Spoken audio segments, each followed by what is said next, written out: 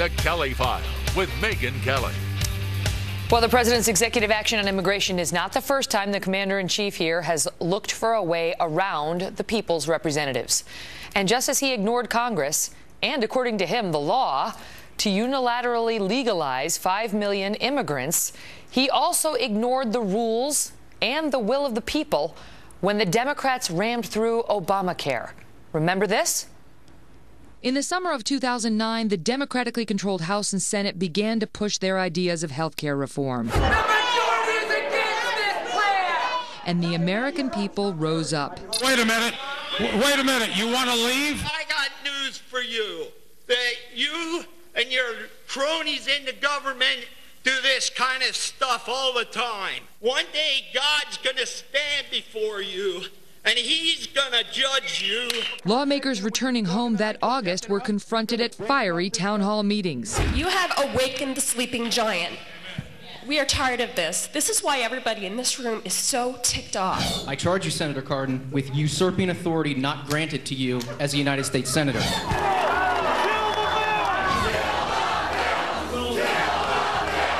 We cannot afford this. Period. Keep the government out of it. We're doing just fine. The Tea Party, founded on principles of limited government, was gaining steam, united in opposition to Obamacare. Still, that December, the Senate voted to end debate on the bill. All Democrats voted in favor, all Republicans voted no. But the deal was not done. The Senate still needed to vote on the bill itself. And then Ted Kennedy died. And Scott Brown, a Republican, ran to fill his seat. His biggest campaign promise? He would break the Democrats' filibuster-proof majority and stop Obamacare from becoming law. I would be the 41st vote. I wouldn't be the 60th vote. For the first time since 1972, Massachusetts voters elected a Republican to the U.S. Senate. But Democrats were undeterred. In a stunning move, Senate Majority Leader Harry Reid used an arcane budgetary rule to deem the bill passed with just a 51-vote majority. I hope we don't have to do this, but if we can't get the 60 votes we need, then we'll have no alternative. In March of 2010, the House passed the Senate's bill, and the president signed it into law. As we have all said many times, it's great pride and great humility that we undertook this great act of patriotism that occurred on the House floor tonight. Can you say it was done openly? With transparency and accountability? Without backroom deals and struck behind closed doors? Hidden from the people? Hell no, you can't! Just months later, the Democrats would pay a heavy price for pushing through a bill that, unlike other entitlements in this country's history, had zero bipartisan support and has never been favored by a majority of Americans. Including to this day. Joining me now to react, Tucker Carlson. He's editor-in-chief of the Daily Caller and co-host of Fox and Friends right here on FNC. And so Nancy Pelosi had the nerve to get up in front of the American people and say that they passed the bill with great humility, when in fact nothing could be further from the truth. Well, they passed with great intensity and tenacity. I mean, the lesson here, as with the immigration announcement yesterday, is that Democrats understand power in a way that most Republicans don't. They understand that process actually doesn't matter. You and the senators in the room are the only people who remember that it passed on 51 rather than 60 votes. I thought it was significant. It was always supposed to go by 60 votes, and then they changed the rules in a way they said they never would. But that's lost to history. You're absolutely right. I'm watching something. I was there. I didn't even remember that. But that's what left people with such a bad taste about the law in their mouths. But the Democrats are thinking long term. The rest of us are thinking in terms of this week, next month, next election cycle. They're thinking generationally.